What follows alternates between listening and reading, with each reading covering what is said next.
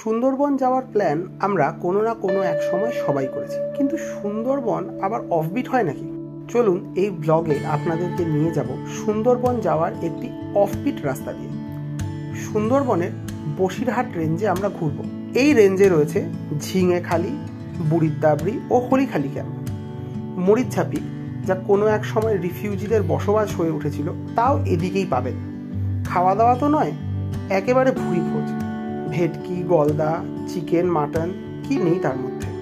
জঙ্গলের মধ্যে দেখলাম নানাবিধ পাখি। পৃথিবীর সবচেয়ে বড় ম্যানগ্রোভ ফরেস্টের মধ্যে যে আমরা অনেক রকম শ্বাসফুল প্রজাতির গাছ দেখব, তা তো বলাই বাহুল্য। আপনারা দেখছেন ট্র্যাভেল উইথ পরিযায়ী। এই চ্যানেলে আমরা আপনাদের জন্য অফবিট ঘোরার জায়গাগুলির সম্পূর্ণ তথ্য সমেত দিয়ে থাকি। আমাদের কাজ পছন্দ হলে লাইক করে দেবেন এবং চ্যানেলটি সাবস্ক্রাইব করে দেবেন। বন্ধুদের সঙ্গে শেয়ার করতে ভুলবেন না। কমেন্টে আমাদের জানাবেন আপনাদের আমাদের কাজ কেমন লাগছে। আর এইবার চলুন অফবিট রাস্তা দিয়ে আপনাদের নিয়ে যাই সুন্দরবন। এই সোনা হোটেল এই টাকি রোড দিয়ে আসার পথে একটাই মাত্র হোটেল, যেটা একটু ঠিকঠাক হোটেল আর কি। এই হোটেলটাতে আপনারা যদি খাওয়া দাওয়া করেন, আমি এইটুকু অন্তত বলতে পারি যে আপনাদের খাওয়ার নিয়ে খুব একটা কোনো কমপ্লেন থাকবে না। আমরা আজকে এখানটাতে খাবার নিয়েছি হচ্ছে রুটি বলে দিয়েছি, আর তার সঙ্গে ডিম আলু ভুজিয়া বলে দিয়েছি। সকালবেলায় লুচি সবজি খাবার থেকে রুটি আমার অনেক বেশি সেফ লাগে। আর সামনে আমাদের জন্য যা খাওয়া দাওয়া অপেক্ষা করছে, তাতে এখন হালকা খাওয়াই মঙ্গলের। বারাসাত থেকে টাকি রোড ধরে সোজা রাস্তা হাসনাবাদ। আগে এই হাসনাবাদ থেকে ভেসেল পার হতে হতো, এখন ব্রিজ হয়ে যাওয়ার কারণে অনেক সুবিধা হয়েছে। গাড়ি নিয়ে সোজা চলে যেতে পারবেন লেবুখালী। লেবুখালীর এখানটাতে জেটির সামনে আমরা দাঁড়িয়ে আছি। তো জেটি দিয়ে এখন এই ট্রাকগুলোকে ছাড়ছে আর কি। জানি না আমরা কতটা কি যেতে পারবো, কি করতে পারবো। লেবুখালী থেকে এখন প্রত্যেক দিন আপনি ভেসেল পেয়ে যাবেন। এই ভেসেলে 2 চাকা বাইক থেকে শুরু করে বড় বড় লরি সবই পার হয়ে যায়। আপনাদের সুবিধার জন্য ভেসেলের খরচা স্ক্রিনে দেওয়া রইল। লেবুখালী থেকে ঘাট পেরিয়ে দুলদুলি থেকে রাস্তা সোজা চলে গেছে যোগেশগঞ্জ। যোগেশগঞ্জ থেকে একটা রাস্তা চলে গেছে শামশেরনগরের দিকে, আর আরেকটি চলে গেছে হেমনগর।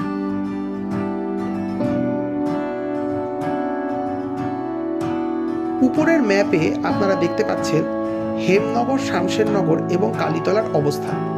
শামশেরনগরের ডান দিকের যে জায়গাটা আপনারা দেখতে পাচ্ছেন, তা বাংলাদেশের মধ্যে পড়ে। কালীতলা থেকে আপনারা দিনের দিন বোট করে ঘুরে আসতে পারবেন। আমরা ছিলাম হেমনগরে। হেমনগর জেলা পরিষদ ভবনের গেস্ট হাউস এই মুহূর্তে ওখানকারই লোকজন মিলে চালায়। বুকিংয়ের সমস্ত ইনফরমেশন ভিডিওর শেষে আপনারা পেয়ে যাবেন।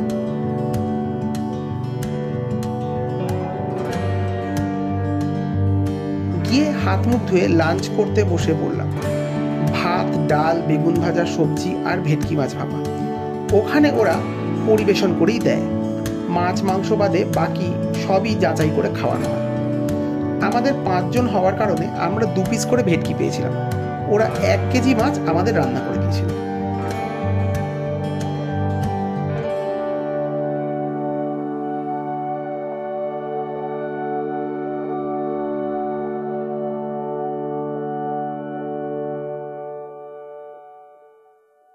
খাওয়া দাওয়ার মধ্যে ছিল হচ্ছে ভাত, ডাল, আর পোটা সমেত ওই 4 ফালা করে বেগুন ভাজা, একটা 5 মিশালি তরকারি, ওই কুমড়ো, আলু, সজনে ডাঁটা, কী বলে, গাজর, এসব দিয়েছি।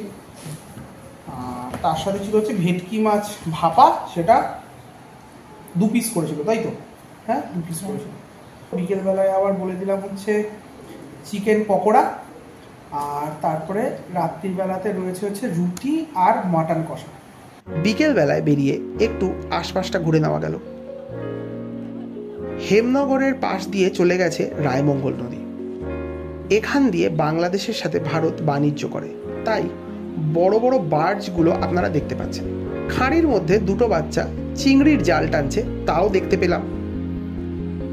তারপর সন্ধেবেলায় ঘরে এসে মিলে গেল পকোড়া, স্যালাড আর সস। সন্ধেবেলায় সুন্দরবনে বর্ষাকালে তেমন কিছু করার থাকে না। বৃষ্টি না হলে ক্যাম্প ফায়ারের আয়োজন করা যায়। রাতের বেলায় ছিল রুটি আর খাসির মাংস।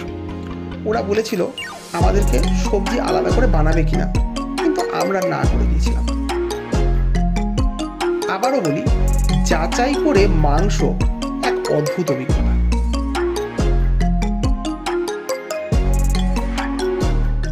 আমরা ডিনারটা সারলাম। ডিনারে ছিল হচ্ছে খুব সিম্পল রুটি আর তার সঙ্গে খাসির মাংস। আর কালকে আমাদের একটা এলাহি লাঞ্চ রয়েছে, এলাহি ব্রেকফাস্ট রয়েছে, অ্যান্ড সেগুলো সবই আমরা করছি হচ্ছে বোটে। অ্যান্ড এখন আমরা শুয়ে পড়বো।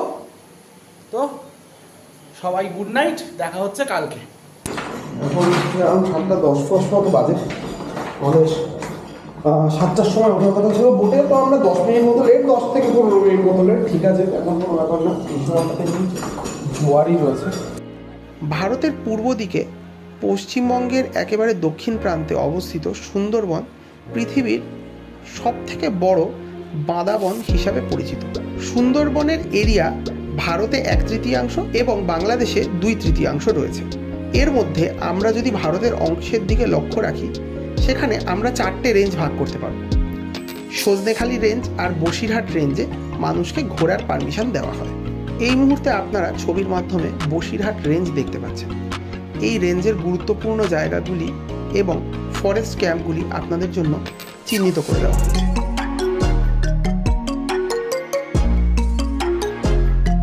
আমাদের রাস্তা ছিল হেমনগর থেকে বোটে উঠে প্রথম ঝিলা নদীতে এসে মরিচঝাপি অঞ্চল ক্রস করা। মরিচঝাপি এই মুহূর্তে সরকার থেকে কোর এরিয়া ঘোষণা করা হয়েছে। তারপরে বলখালি খালের মধ্যে ঢুকে খড়িখালি গিয়ে পৌঁছল। খড়িখালি থেকে আবার আমরা খালের পথ ধরে অন্য রাস্তায় খাটুয়াঝুরি ক্যাম্প ক্রস করে চলে যাব বুড়িত্তাবড়ি। বুড়িত্তাবড়ি থেকে বাংলাদেশের সুন্দরবন অঞ্চল দেখা যায়। এখান থেকে আবার আমরা বুড়িত্তাবড়ি ক্যানাল ধরে ব্যাক করে ঝিলা নদীতে গিয়ে উঠে ফেরত চলে আসব হেমনগর। সুন্দরবনের বেশিরভাগ জায়গায় দাঁড়িয়ে আছে বাঁধের ওপরে। এরকমই একটা বাঁধের ওপর দিয়ে হেঁটে হেঁটে চলে গেলাম জেটিঘাটে। জেটিঘাটের রাস্তাটা অত্যন্ত সুন্দর এবং এই মুহূর্তে একটি যাত্রী প্রতীক্ষালয় বানানো হচ্ছে ওখানে। আপনারা যখন যাবেন তখন অবশ্যই ভাটার সময় দেখে নিজেদের প্ল্যানটা করবেন। ভাটার সময়তেই পশু পাখি বেরিয়ে আসে এবং সেখানে বন্যপ্রাণ দেখা যায়।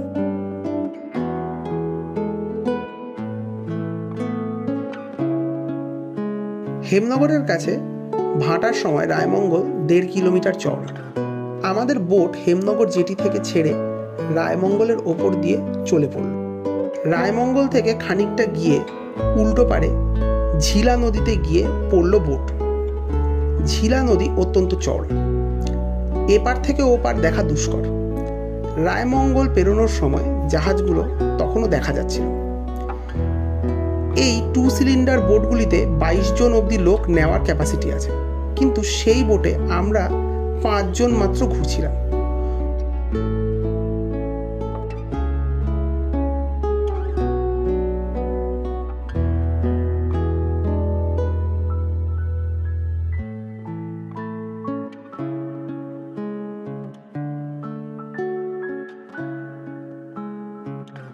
শুরুর দিকে জঙ্গলের ধার দিয়ে যে নেট দেওয়া ছিল তা কিছুক্ষণের মধ্যেই শেষ হয়ে গেল, আর জঙ্গলকে আমরা নিজের মহিমায় দেখতে পেলাম।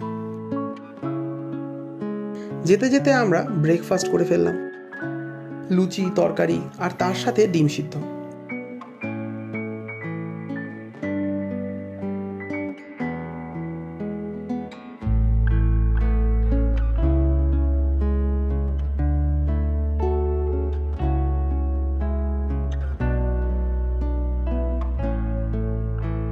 মধ্যে মধ্যে নদীর থেকে ঢুকে যাওয়া খাঁড়িগুলোকে আমরা লক্ষ্য করছিলাম।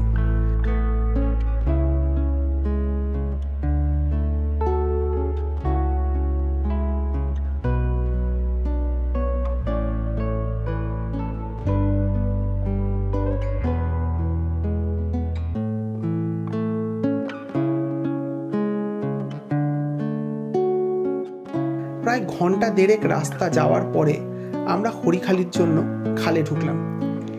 এই দিক দিয়ে সুন্দরবন যাওয়ার সব থেকে বড় কারণ হলো এদিকে লোকজনের ভিড় নেই বললেই চলে। মানুষজন সজনেখালির দিক দিয়ে এত বেশি পরিমাণে যায় যে শান্তি নষ্ট হয়ে যায়। আমরা যারা একটু অফবিট পছন্দ করি তাদের জন্য এই দিক দিয়ে যাওয়াটা অনেক ভালো।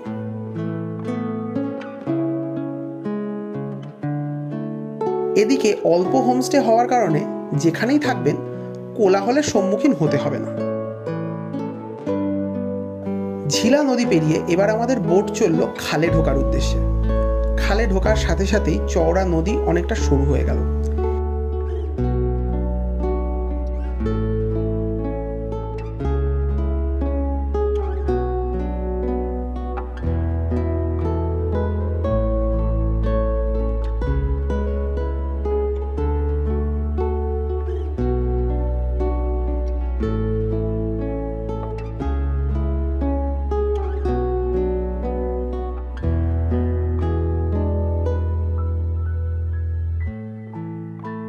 কিছুক্ষণের মধ্যেই আমাদের কোর এরিয়া অ্যাক্সেস ক্যাম্প খড়িখালি চলে এলো আমাদের সামনে। এই ফরেস্ট ক্যাম্পগুলিতে উঠতে গেলে জেটি ঘাট দিয়েই উঠতে হয়। জঙ্গলের মাঝখানে ফেন্সিং করা এই ক্যাম্পগুলি পর্যটকদের জন্য জঙ্গল এবং বন্যপ্রাণকে দেখার সুরক্ষিত জায়গা। প্রত্যেকটি ক্যাম্পেই একটি করে ওয়াচ টাওয়ার থাকে। সেখান থেকে একটি মিষ্টি জলের পুকুর দেখা যায়, যেটি বন দপ্তর থেকে কাটা হয়ে থাকে। এখানে সাধারণভাবে পশু প্রাণীরা জল খেতে আসে। আপনারা যদি গ্রীষ্মকালে যান তাহলে এই ওয়াচ টাওয়ার থেকে বন্যপ্রাণ দেখার চান্স অনেকটাই বেশি। আমরা দেখতে পেয়েছিলাম স্টর্ক। গ্রীষ্মকালে জঙ্গলের অন্য জায়গায় যেহেতু জল শুকিয়ে যায়, তাই জন্য পশু পাখিদের মিষ্টি জলের খোঁজে এই জায়গাগুলিতেই আসতে হয়। শীতকালে আবার বোটের থেকেই দেখা যায় বন্যপ্রাণ। শীতের সকালে একটু রোদের আশায় জঙ্গল থেকে ওরা বাইরে চলে আসে। ভোরের দিকে ওদের স্পট করার চান্স সবচেয়ে বেশি।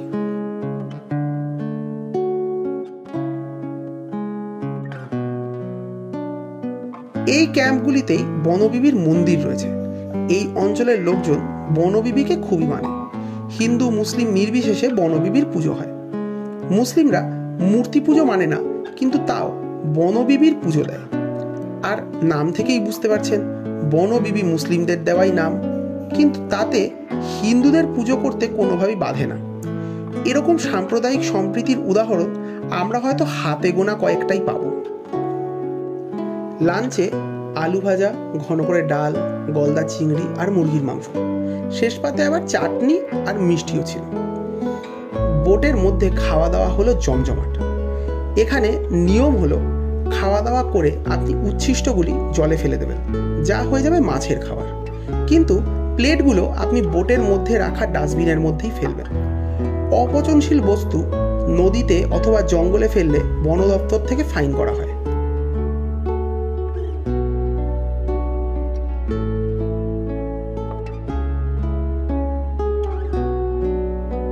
বুড়িদ্দাবড়ি পৌঁছিয়ে নৌকো আবার জেটি ঘাটে লাগানোর পর আমরা নেমে পড়লাম। বুড়িদ্দাবড়ি বাফার এরিয়াতে হলেও এখানে বাঘের সাইটিং অনেক বেশি হয়। বুড়িদ্দাবড়িতে ক্যাম্পের মধ্যে দিয়ে একটি মাড ওয়াক করে রাখা আছে। এই মাড ওয়াকের উপর দিয়ে হাঁটলে আশেপাশে মাটিতে থাকা উদ্ভিদ এবং প্রাণীদের দর্শন পাওয়া যায়। ওয়াচ টাওয়ারের ওপর থেকে মিষ্টি জলের পুকুর এবং ওপারের বাংলাদেশের দৃশ্য দেখে নেওয়া গেল।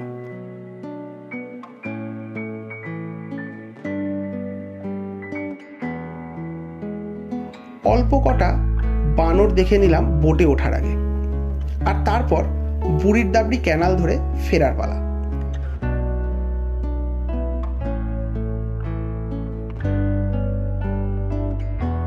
চলে এসছে চা আর চলে এসছে ফোন। মা ফোন করেছে, ধর তো, ধরে কথা বল।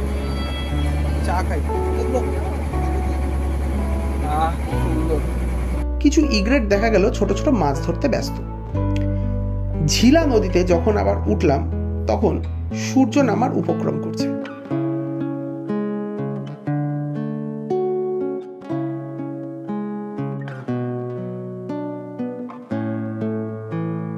শান্ত নদীতে মৎস্যজীবীরা তাদের কাজ করে চলেছে। আমাদের জন্য এটা একদিনের ভ্রমণ হতে পারে, কিন্তু তাদের জন্য রোজকার জীবিকা।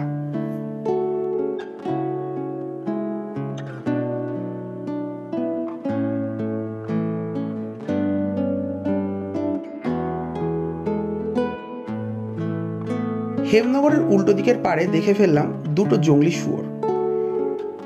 এদেরকে ওয়ার্থগ বলা হয়ে থাকে।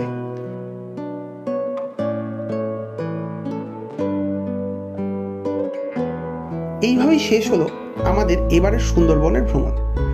আপনাদের জন্য রেখে গেলাম হেমনগর জেলা পরিষদ ভবন গেস্ট হাউসের নাম্বার এবং কালীতলার কাছে আরও একটি হোমস্টের নাম্বার। দুটো জায়গা থেকেই বুকিং করে আপনারা সুন্দরবন ভ্রমণ করতে পারবেন।